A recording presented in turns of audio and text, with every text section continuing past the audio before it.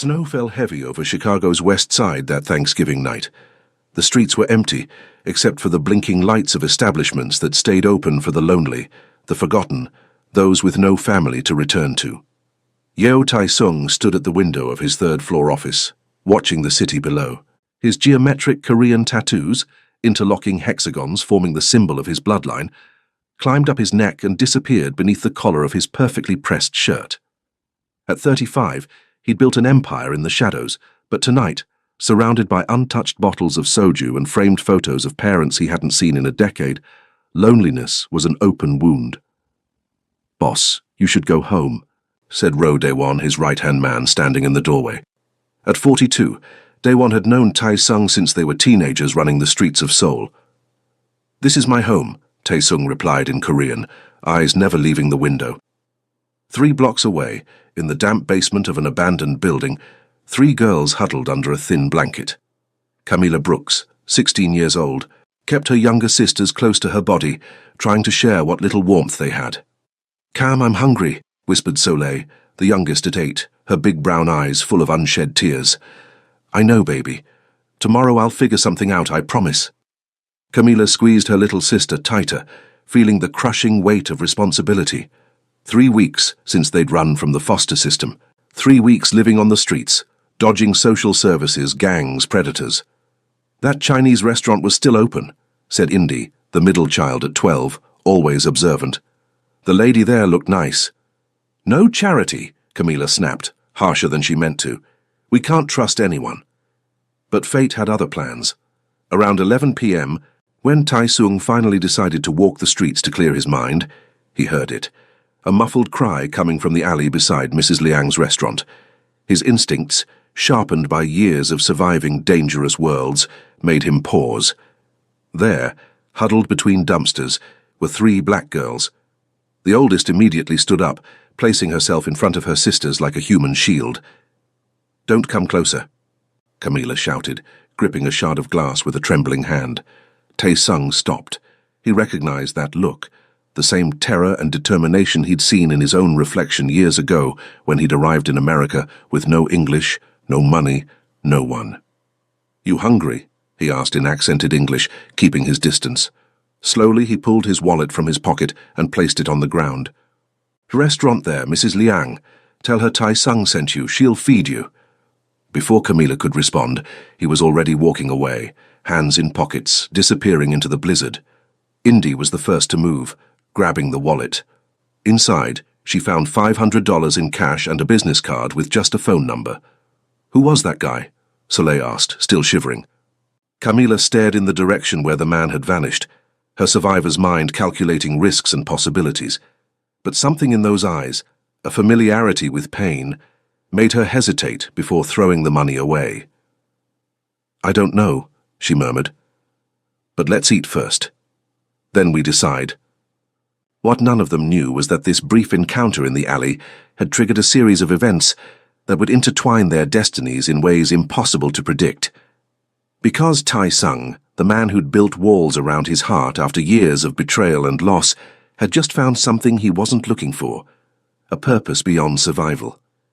And the Brooks sisters, used to being invisible to a world that didn't want them, were about to discover that protection could come from the most unlikely sources. Their story was just beginning. Mrs. Liang didn't ask questions when the 3 girls walked into her restaurant at 11:30 p.m., soaked with snow and clutching Tai-sung's card. She simply sat them at the back table, brought warm blankets, and started preparing food. "You know Mr. Yeo?" she asked in careful English as she placed steaming bowls of jjajangmyeon and tangsuyuk in front of them. "Who?" Camilla asked, defensive. "Tai-sung, the man who sent you here." Mrs. Liang smiled gently. "He looks scary, yes, but he has good heart. Broken heart, but good." Soleil devoured the food like she hadn't eaten in days, because she hadn't. Indy watched everything with curious eyes, cataloguing every detail. The photos on the wall, the Chinese characters, the way Mrs. Liang looked at them with maternal concern. "Why did he help us?" Camilla finally asked, lowering her guard just a millimeter. Mrs. Liang sat down, her weathered hands wrapping around a cup of tea. "Tae-sung came here 15 years ago. 16, maybe. Alone. like you. Slept in alleys like you. He remembers. Is he? Indy started. Dangerous, yes. Powerful, yes. But also lost. Mrs. Liang sighed. Some of us build empires to forget we have no home. Camila processed this while helping Soleil wipe sauce from her chin. She knew that kind of loneliness, the kind that comes not from being alone, but from never having roots. Where do you sleep? Mrs. Liang asked gently. We have a place, Camila lied quickly. Mrs. Liang didn't believe her but didn't push. Bathroom in back, hot water, clean clothes in closet, leftover donations. Use what you need. After they'd washed up and changed clothes, Mrs. Liang waited until they were ready to leave. Take this, she said, handing over a bag of packaged food. And this, an address scribbled on paper. Empty apartment above laundromat. Owner owes me favor, 1 week free. After that, we see. Camilla felt tears burn her eyes. Why? Why are you doing this? Because someone did it for me once. Because Taesung did it for me once. Mrs. Liang touched Camila's face gently. And because 3 girls alone in Chicago in winter. This is not right. World is cruel enough already. Meanwhile, in Taesung's office, Daewon was reporting the night's updates. Phantom's moving on territory again. He wants the west side. Taesung didn't even look up from his documents. Let him try. Boss, you seem distracted. For the first time in hours, Taesung paused. The 3 girls in the alley came back to his mind, especially the oldest one, with that warrior's look, despite her frail body. How old were you when you came to Chicago? Taesung asked suddenly. Daewon blinked, surprised. 19. Why? I was 16. Do you remember what it was like? The fear, not knowing if you'd wake up the next day. I remember. Daewon sat down, sensing something had shifted. What happened tonight? Taesung finally looked at him. I saw. Ghosts of who I was. And I realized I built all this. He gestured at the empire around them. But for what? To die alone in an empty office on Thanksgiving? You're not alone, boss. You have all of us. That's not the same. Taesung's fingers traced the geometric patterns on his neck unconsciously. These tattoos, they're supposed to represent lineage, family, legacy. But what legacy am I leaving? Fear? Money? An empty throne? Daewon had never heard his boss talk like this. In 15 years of loyalty, he'd seen Taesung be ruthless, strategic, cold when necessary, but vulnerable, never. The girls in the alley, Daewon said quietly. They got to you. The oldest one. She looked at me like I was a monster, and she was right. Taesung stood, walking to the window. But she also stood between me and her sisters without hesitation. When's the last time someone was willing to die for me? Not for money, not for respect, but just because. What are you going to do? I don't know yet. Taesung pulled out his phone, staring at the number he'd memorized from the security footage of the alley. But I'm tired of being alone, Daewon. I'm tired of survival being the only thing that matters. The apartment above the laundromat was small but warm. For the first time in 3 weeks, the Brooks sisters slept in actual beds with clean sheets and locked doors. Camila lay awake, listening to her sister's breathing. Indy had fallen asleep clutching the business card, fascinated by the mystery of the tattooed stranger. Soleil slept with a full stomach for the first time in days, a small smile on her face. But Camila couldn't rest. Years in the system had taught her that kindness always came with a price. Men who gave money wanted something back, always. She pulled out her sketchbook, the one thing she'd managed to keep through all the chaos, and began to draw. The stranger's face emerged on the page. Sharp angles, distant eyes, tattoos that looked like sacred geometry. But she also drew something else she'd seen in that brief moment, a recognition, a shared pain. "Who are you?" she whispered to the drawing. A knock on the door made her freeze. At 2 a.m., nothing good came knocking. She grabbed the kitchen knife Mrs. Liang had left in the drawer and approached the door carefully. "Who is it?" "Detective Everett Kane, Chicago PD. I'm looking for 3 minor runaways."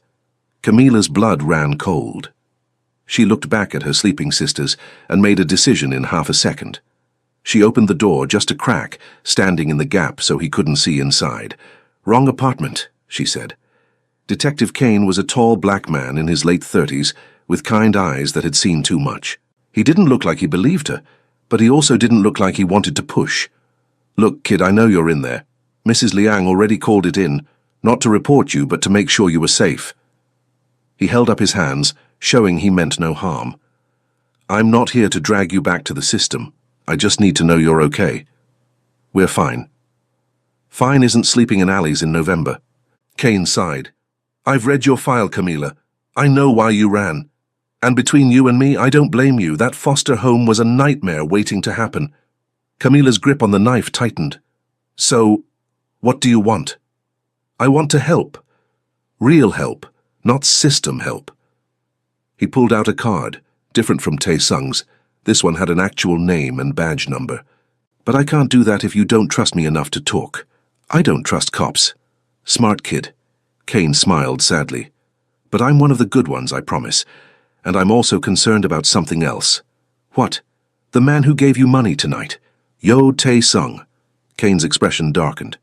"You know who he is? Some guy who felt sorry for us. That guy runs half the underground in this city.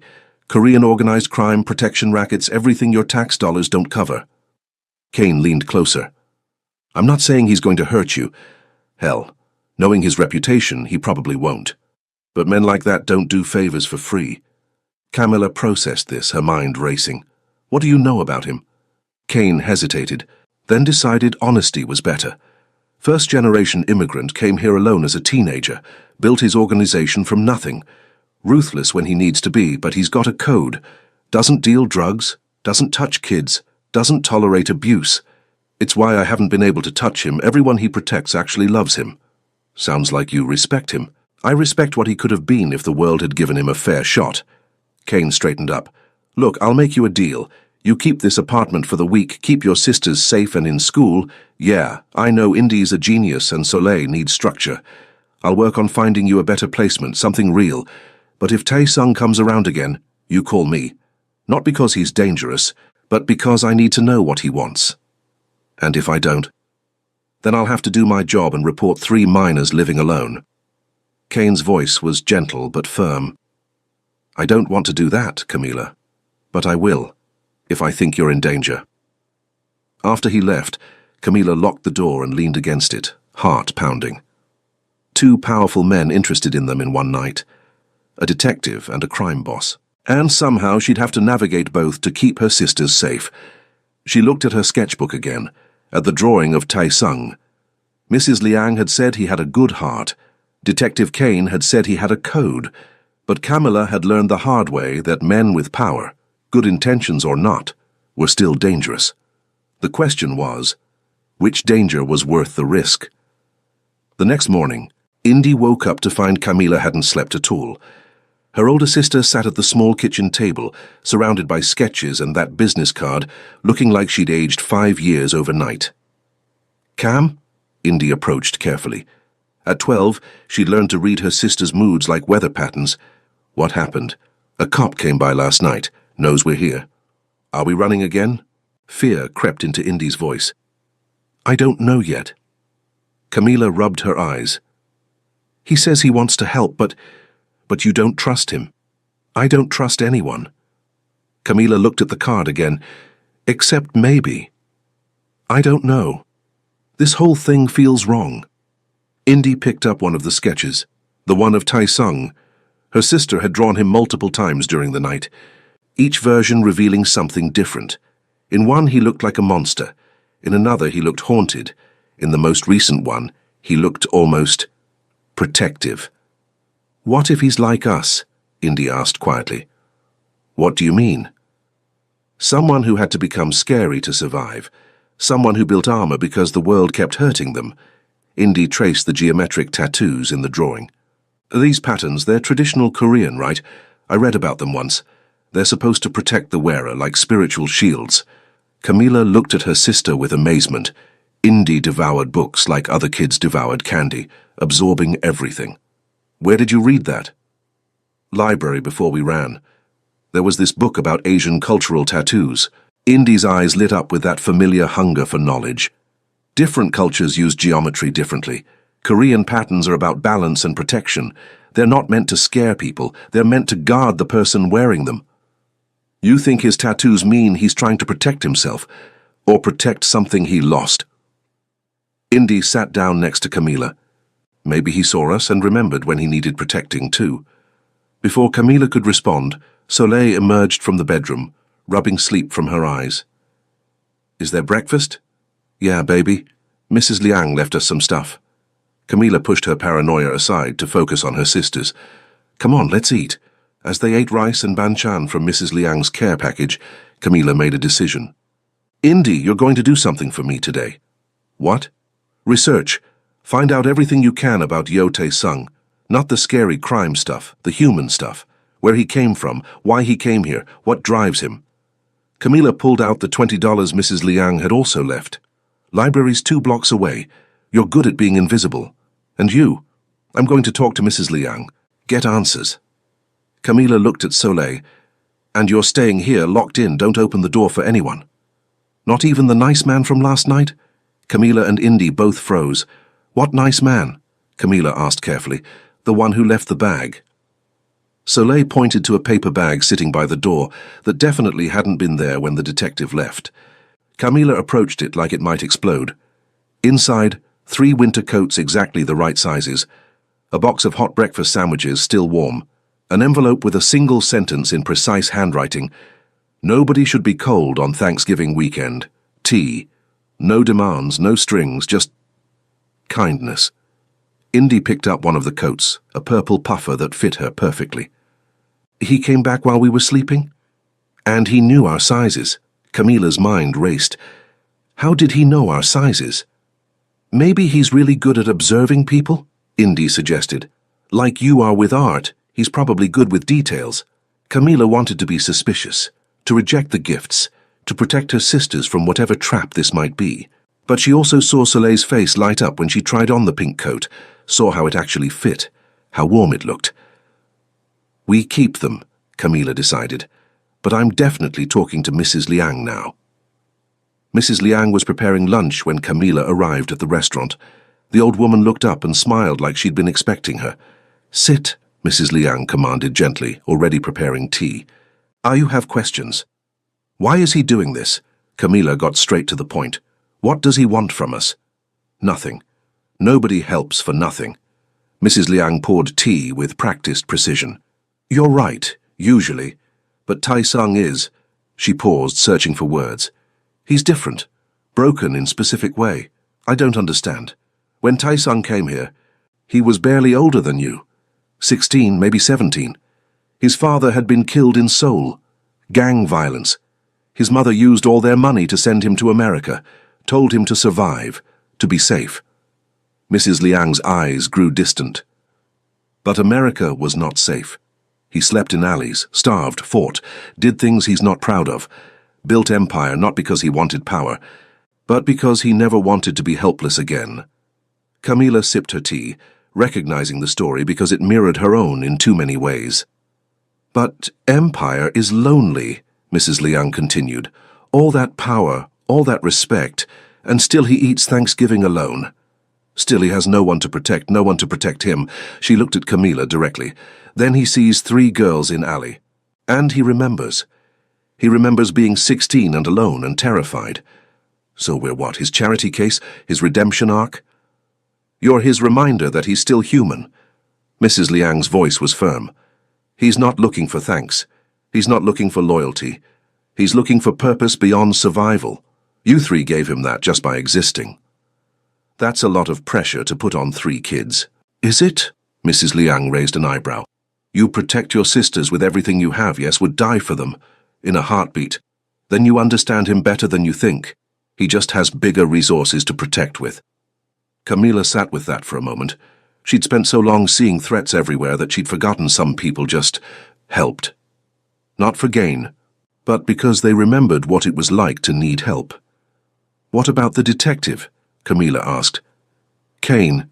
He came by last night. Mrs. Liang's expression shifted. Everett is good man too. Complicated but good. He's been trying to catch Tae-sung for years, but I think secretly he respects him. They're not so different, both trying to protect this neighborhood in their own way.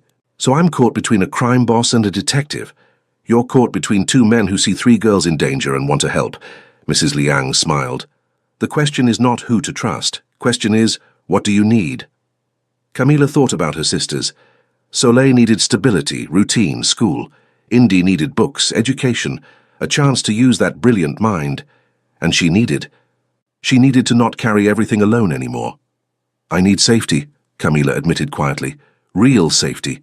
Not just for a week, but forever. Then maybe you stop running and start building. Mrs. Liang patted her hand. Tae-sung built empire from nothing. Detective Kane built career from nothing. You can build family from nothing too. But you can't do it alone. And you can't do it without accepting help. Meanwhile, at the Chicago Public Library, Indy was doing what she did best: research. She'd found articles about Korean immigration in the 90s and early 2000s, about first-generation struggles, about how some kids who came alone turned to organized crime, not from evil but from necessity. She'd found mentions of the Yeo family, never by name, but by reputation. Protectors of Koreatown, they called them. The ones you went to when the police wouldn't help, when landlords threatened, when violence came knocking. But she'd also found something else, a grainy newspaper photo from 12 years ago. A young Tae-sung, maybe 23, standing outside a burning building with a child in his arms.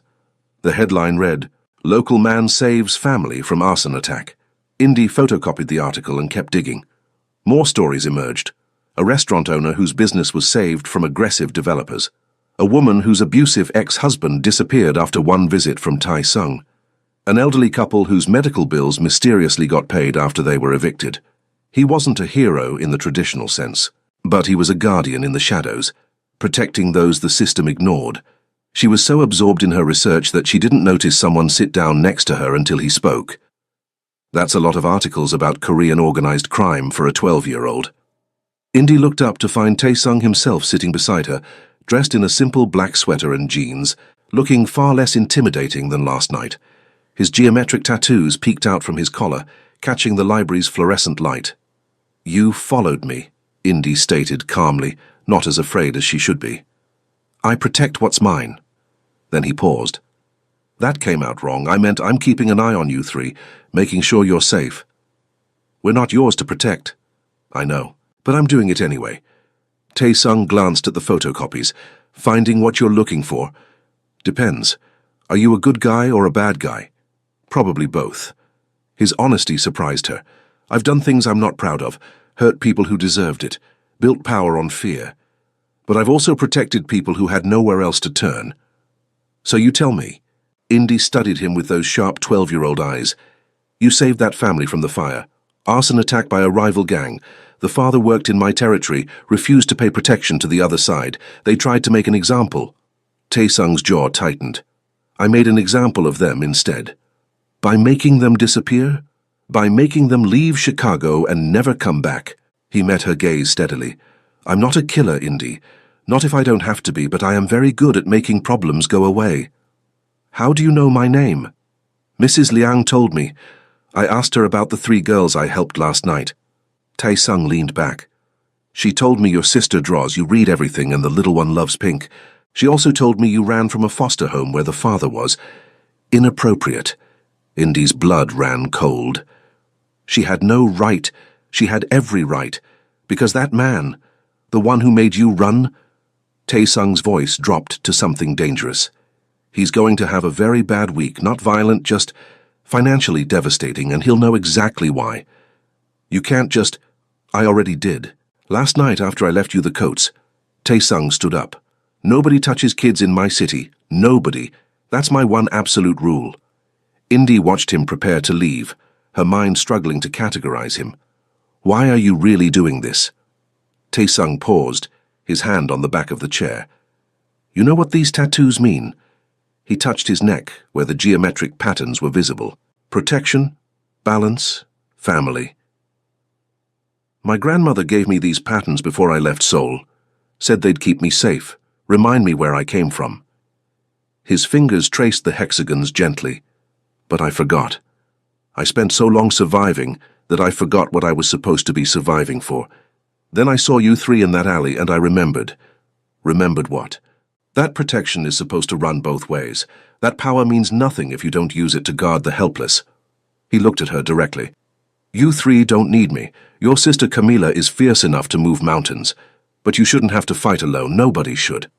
After he left, Indy sat there for a long time, looking at the photocopies and the business card, and trying to understand how the world could contain people like the foster father and people like Tai Sung at the same time. Then she gathered her materials and headed back to the apartment, because Camila needed to know. The scary tattooed man wasn't their enemy. He might actually be their salvation. Things were quiet for 3 days. Camila got the girls enrolled in school using Mrs. Liang as a temporary guardian on the paperwork. Detective Kane checked in daily, but kept his distance. Tai Sung didn't appear again, but small gifts kept arriving. Groceries, school supplies, a laptop for Indy with a note that just said, "For research."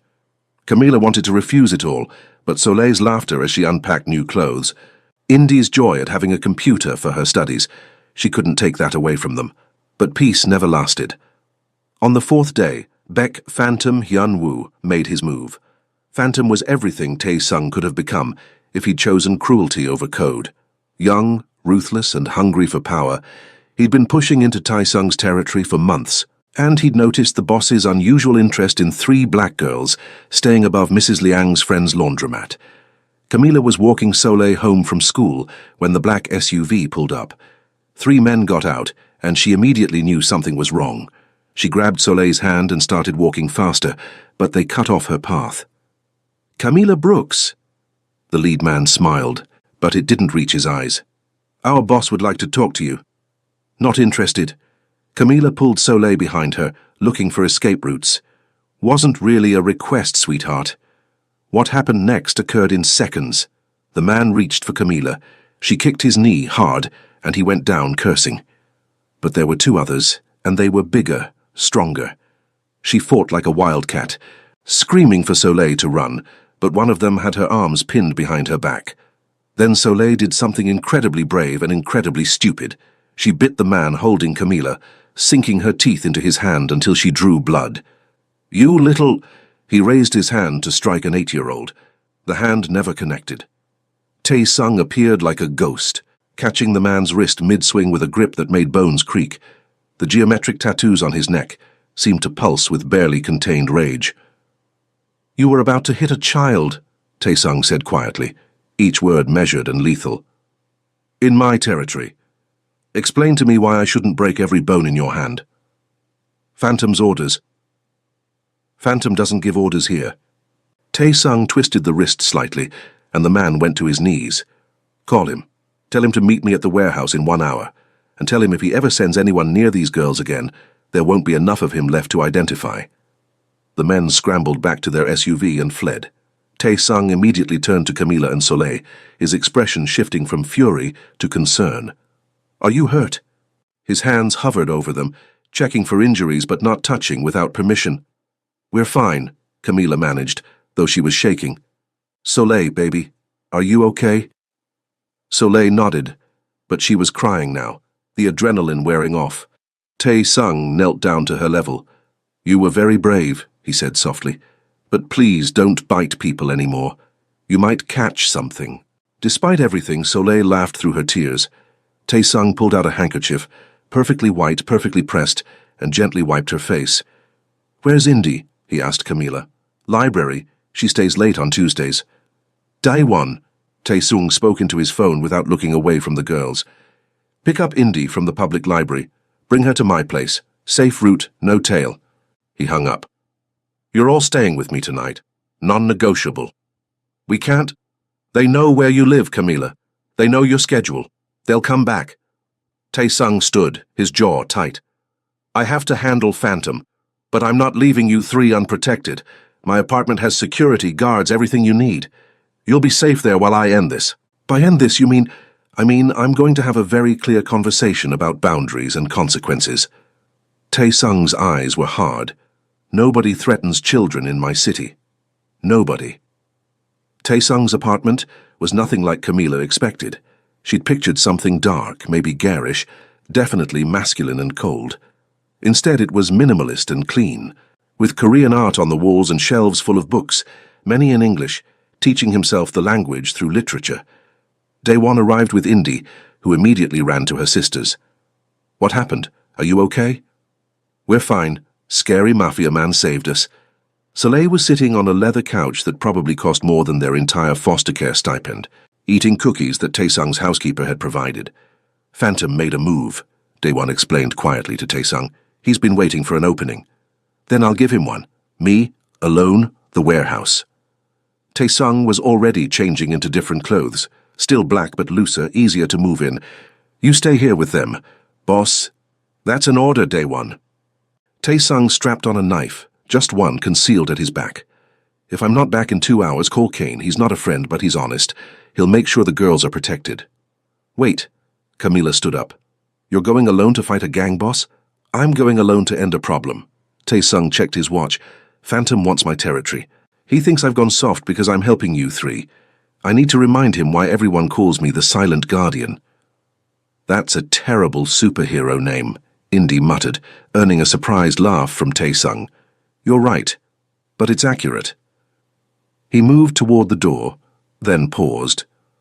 "Camila, there's art supplies in the second bedroom if you want to draw." "Indy, the laptop's connected to my library account. Download whatever you want." "Soleil."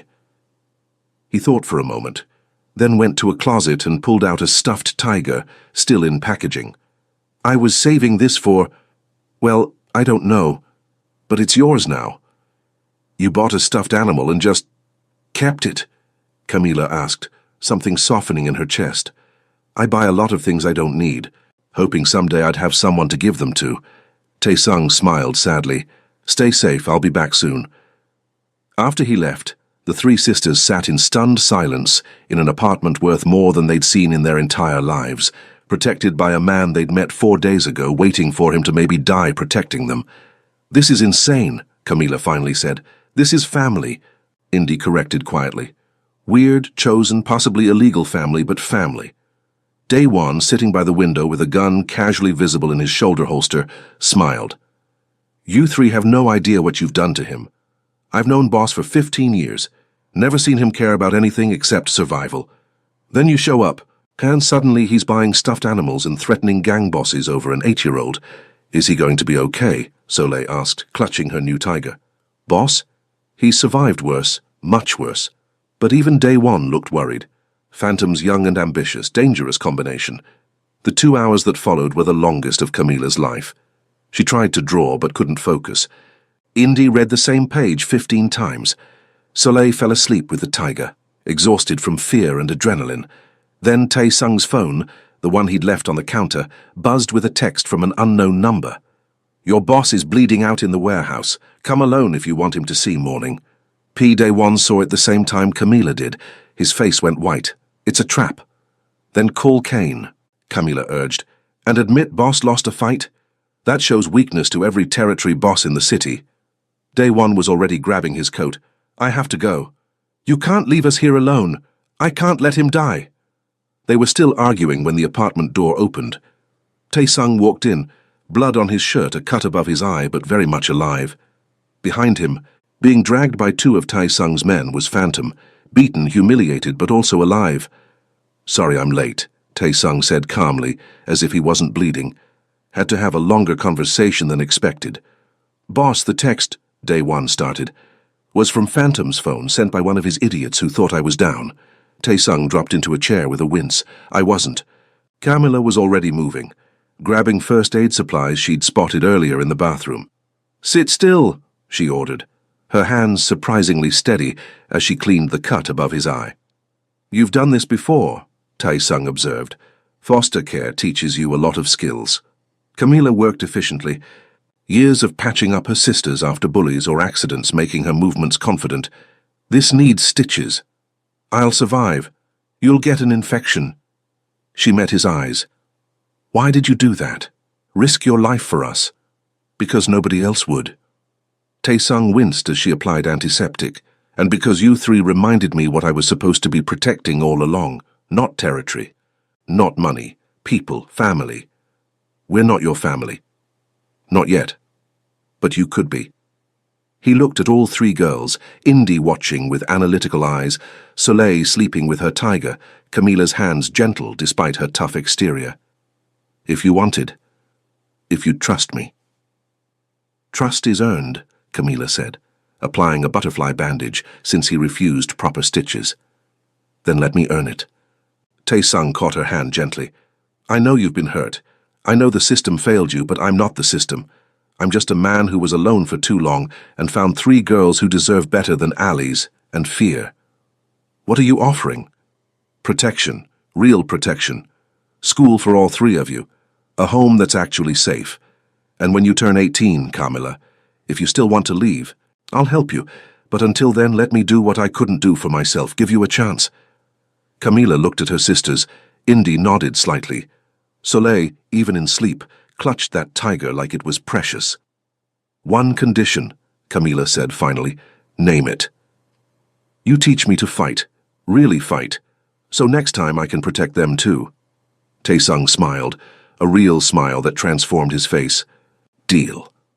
6 months later, Camila sat in the window of what was now officially their home, not Tae-sung's apartment, but a brownstone he'd bought 3 blocks from Mrs. Liang's restaurant.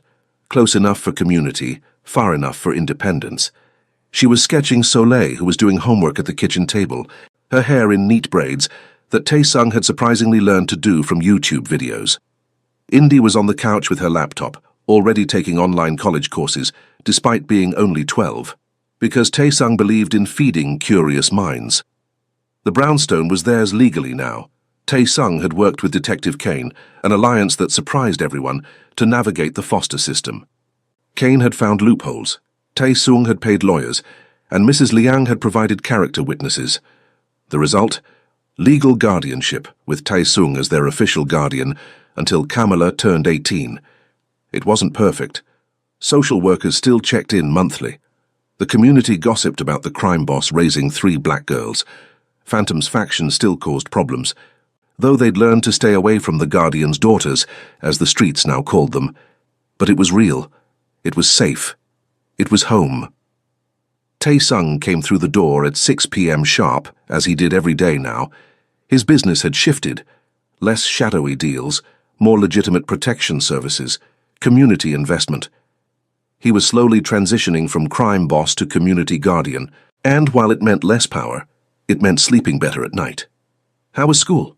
He asked, setting down bags of groceries. He'd learned to cook Korean food, then soul food, then a bizarre fusion that somehow worked. Boring, Soleil reported. But I got an A on my math test. Of course you did, you're brilliant. Tae-sung ruffled her hair, then looked at Indy. And you? Finished that essay on quantum mechanics? Sent it to the professor an hour ago. She said I have grad student level analysis. Indy beamed. Naturally. He turned to Camila. And you? Art show coming up? Next month? I'm nervous. Camila had been accepted to a prestigious arts high school, something she'd never dreamed possible. Her work was being featured in a student exhibition, pieces that told stories of survival, family, and unexpected guardians. Don't be. You're extraordinary. Tae-sung started unpacking groceries, comfortable in the domestic routine. Oh, Mrs. Liang wants us for dinner Sunday. She's making galbi. Can we go? Soleil asked eagerly. Like I'd say no to Mrs. Liang. Tae-sung smiled. She'd hunt me down. Later that night, after Soleil was asleep and Indy was absorbed in research, Camila joined Tae-sung on the roof garden he'd built. The geometric patterns of his tattoos were visible in the moonlight, and she'd brought her sketchbook. Can I draw them? She asked. Your tattoos for my show. Why? Because they tell a story. Protection, survival, family. She sat down next to him. They're not scary anymore, they're beautiful. Tae-sung was quiet for a moment. You've changed my life, you know. All 3 of you. You saved ours. We saved each other. He looked at the city spread below them. I was dying, Camila. Maybe not physically, but inside. Building an empire with no one to share it with. Protecting territory with no one to come home to. You 3 gave me purpose. We gave you chaos, Camila corrected with a smile. Best kind of chaos. He turned to her. Thank you for trusting me, for staying, for teaching me what family actually means. Camila began to sketch, her pencil capturing the intricate geometries of his tattoos, the patterns that had protected him through darkness, and now represented something new. Chosen family, deliberate love, the family you build from broken pieces. "You know what's funny?" she said as she drew.